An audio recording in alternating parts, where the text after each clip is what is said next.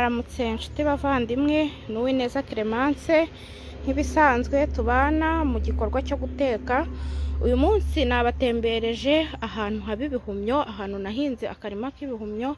Ahangaha ngiye kubagezaho uburyo wakwiterera ibihumyo wibereye mu rugo kandi ukabisarura ukabiteka.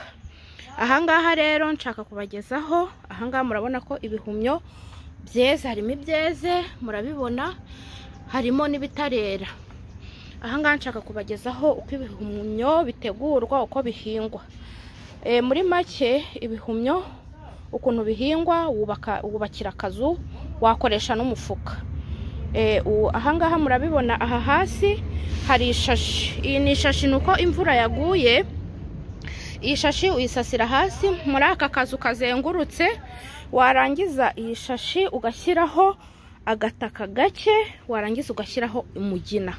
Umugina mbese ni nk'ingemwe z'igihumyo. Murabona uyu ni umugina. Uyu ni umugina ukuwe mu shashi. Ahangaha hari abantu benshi baba bafite imigina, wayigura. Umugina wawugura no kuri 800, wawugura kuri 500 cyangwa 100 bitewe nuko ukorana n'ababikora. Ahangaha dufite umugina uba utarava mu shashi. Ubu utarava mu shashi kuko uba utarawutera, ariko iyo ugiye kuwutera uwukura mu shashi. Aka kazu muri kubona karimo imigina 300. Kaba kazengurutse nka twa tuzu twa kera, kabimo imigina 300. Ahangaha rero nshaka kubabwira uburyo ibihumyo babitera. Nabanje kubabwira ko usasa ishashi hasi, ukubakira akazu kameze utya. Muri kubona ko aha hantu hashashe ishashi harimo akantu kameze nk'ako kwinjiriramo. Ahangaha iyi migina naberetse, iyi niyo utera ahangaha mu butaka. Wamara kuyishyiramo gutya yose ukagenda uyifatanya yegeranye, muri kugenda mubibona ko yegeranye. Mwarangiza mugashyiraho agataka no hejuru. Iyo umaze gushyiraho agataka hejuru, buri mu gitondo ku migina 300 usuka litiro munsi y'ubutaka. Ubwo muri ya shitingi twashashe usukaho amazi litiro 5 mu gitondo, nimugoroba ugashyiraho litiro 1 hejuru ku gataka. Iyi migina iyo uteye bwa mbere mu gihe cy'iminsi 8, ibihumyo byawe biba byagize ute, biba byeze. Ubundi warangiza ugasarura ukajya kurya indyo yuzuye mu rugo iwawe. Ntago bikanganye, ntago ari igikorwa kiruhije. Murabizi muri iyi minsi wakikora akarima k'igikoni wibereye mu rugo ukabaho neza utagombereye inyama. Igihumyo ni nk'inyama rwose, hari nabo birutira inyama. Ahangaha rero nkaba mbashishikariza gutera ibihumyo kuko ibihumyo ni ingirakamaro, ni ingenzi, bivura n'ibintu byinshi. Ibihumyo ku bana bafite bwaki birabavura, ku bantu bafite kanseri biraborohereza, ku bantu bafite diabete. Ibihumyo ni umuti, ni umuti. Ahangaha navuze nti reka mbanze mbatembereze murebe uburyo bihingwa. Iki kiganiro ni mu gikunda nzabatekera no ku bihumyo, murebe. Ibihumyo bivamo potaje, ibihumyo bivamo isosi nziza, warisha ubugari, warisha umuceri, warisha icyo kurya icyo ari cyo cyose. Ibihumyo wabikora bufiriti. Ibihumyo ni indyo nziza cyane. Nkaba mbashishikariza mwese rero guhinga ibihumyo. Ntago ari ibintu bikomeye. Waguze n'ingemwe zawe 10, wahinga ibihumyo wibereye mu rugo.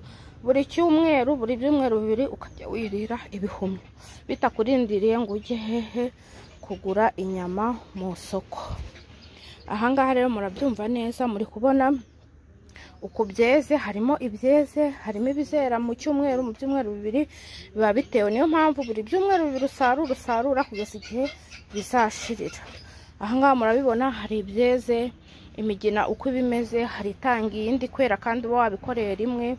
Kandi ikindi, hari igihe ucucira amazi yo munsi za litiro 5 nababwiye, wazimena akagaruka. Yagarutse yo aba yanduye, urayakoropa. Ahangaha nuko imvura yaguye, aka gashitingi k'umukara mutari kukabona, urayakoropa ukayasohora, ukongera ugashyira amandi. Ukajya uza no gusura buri gitondo. Ahantu hari ibihumyo hagomba kuba hapfutse kugira ngo byere neza biri ahantu hameze nk'ahihishe. Rero murabibona neza, ndaje mu kanya mbereke ukuntu igihumyo bagikata, ubundi mu kiganiro cy'ubutaha nzabereke uburyo twatekamo igihumyo. Murakoze, nizere ko iki kiganiro kiri bubanezeze mureba ukuntu bahinga igihumyo kandi ukaba wagikoresha nk'inyama. Igihumyo ni cyiza, igihumyo rwose kirenze n'inyama kuri bamwe. Twakomeje tureba n'uburyo basarura igihumyo. Urabibona iyo imigina itarajyamo uko tubikora, ya shitingi nababwiye musasa n'ishashi cyangwa shitingi y'umukara. Muri kureba ukuntu bitegurwa. Ahangaha muri kubona n'imigina aha hanze, muri kuyibona. Ubundi ibingibi iyo wabirangije, nuko nababwiye ikiganiro mukurikiye aho twatangiriye, nuko batera ibihumyo. Mbasaba rero mwese mukurikira channel ya Uwineza Clemence gutera ibihumyo, mukirira inyama nziza zidafite n'ingaruka ku buzima bw'umubiri mwibereye mu rugo. Twimukiye mu kandi kumba kugira ngo ngende mbereka. Muri kubona ko iyi migina imaze iminsi 4 itewe. Muri kubona ko hari utugenda tuzamuka, hari n'ututarazamuka.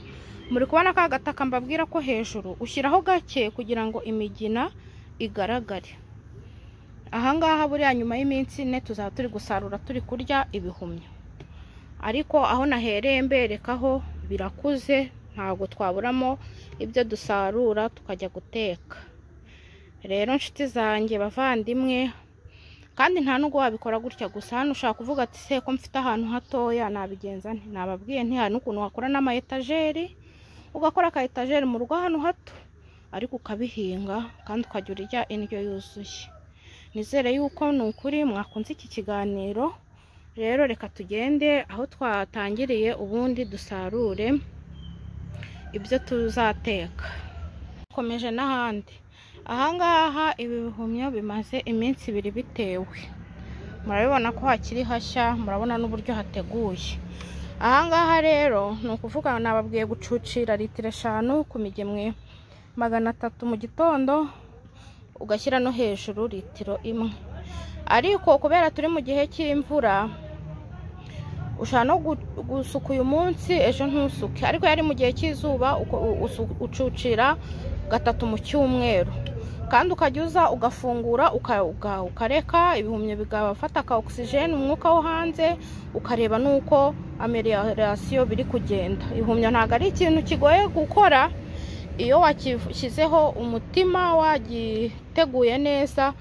Iyo ugikoze kabiri uravuga ati wow, cyana gutunga. Ibihumyo byagutunga, byatuma ubaho, abana bakabaho neza n'umuryango wawe, kandi ugasagurira n'amasoko. Abantu barabikunda.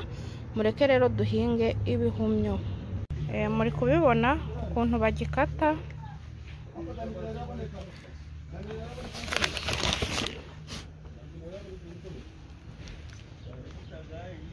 Ugakataho.